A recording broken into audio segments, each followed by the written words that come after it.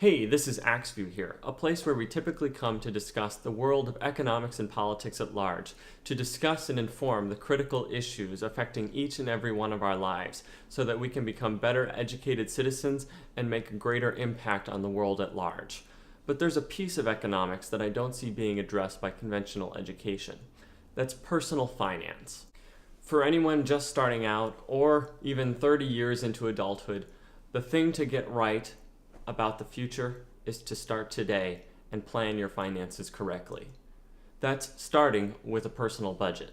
So no matter if you have multiple debit accounts, multiple credit cards, multiple investment accounts, there should be a place where you bring it all together. Whether that's a personal finance website like mint.com or a simple Excel spreadsheet, you need to be able to see a consolidated picture of where your finances lie. This will help you see how much revenue is coming in, how much really are you spending a month, how much are you putting on credit cards, how much cash is going out the door, what are you investing in, and what percentage of your paycheck goes to each of those buckets. There's the first bucket that you have to get right, and that's the percentage of your paycheck that you're going to spend on necessities.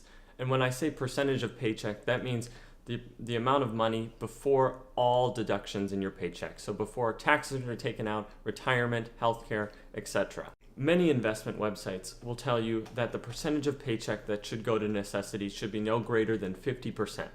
So look at your expenses on that Excel spreadsheet or on that personal finance website and make sure that that number going to necessities, whatever you classify as a necessity, whether that's rent or groceries, utilities, the internet, your phone bill, is no greater than 50% of your total paycheck before taxes are taken out. The next percentage to monitor is the percent of your paycheck going to retirement.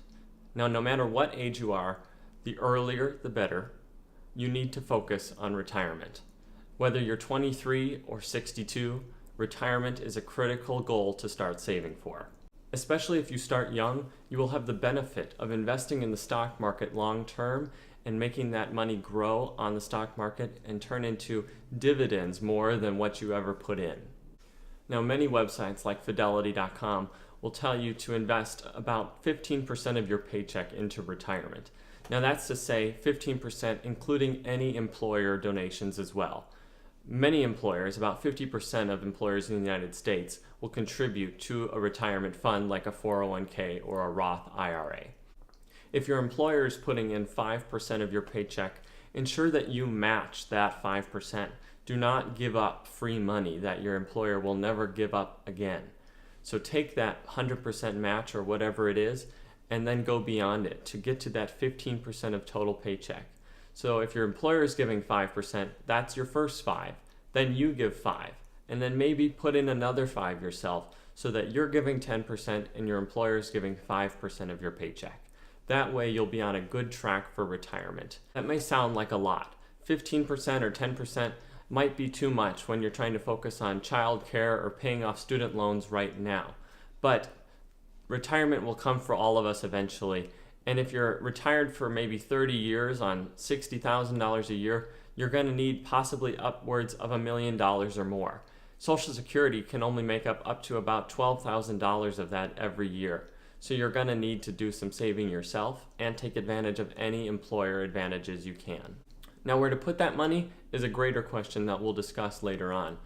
But maybe you should choose index funds that are simpler and track the greater stock market as a whole or a specific index, so that you're not having to choose specific stocks and betting everything on a single company, which can be risky and usually doesn't pay off. The last percentage of your paycheck to focus on is 5%. That's the percent that you should be dedicating to cash savings.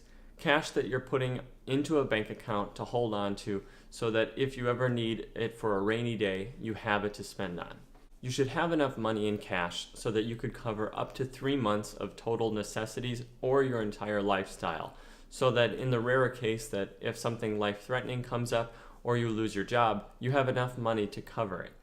The average amount of time unemployed is typically 3 months, so you need to have a cash set aside to cover any lapse should that ever happen, or even an automotive emergency or a healthcare emergency. So, now that you've taken care of 50% for necessities, 15% for retirement, and another 5% for cash savings, what are you going to do left over with the 30%? Well, you start tackling other debts, possibly credit card debt that you have left over, student loan debt, and also lifestyle. Additionally, you can invest in stocks on your own outside of retirement or put your money into things like a healthcare savings account, which is pre-tax, that we'll discuss possibly later on in a future video. But these are the ways that you can divest your money into different buckets so that you can ensure that you have enough money to cover your necessities, your lifestyle, your retirement, and future expenses. We'll dive into so much more in the coming videos, like credit card reports, stock investing, healthcare expenses, and saving for retirement. But for now, this has been Axe Ed with Axe View. Thanks for watching.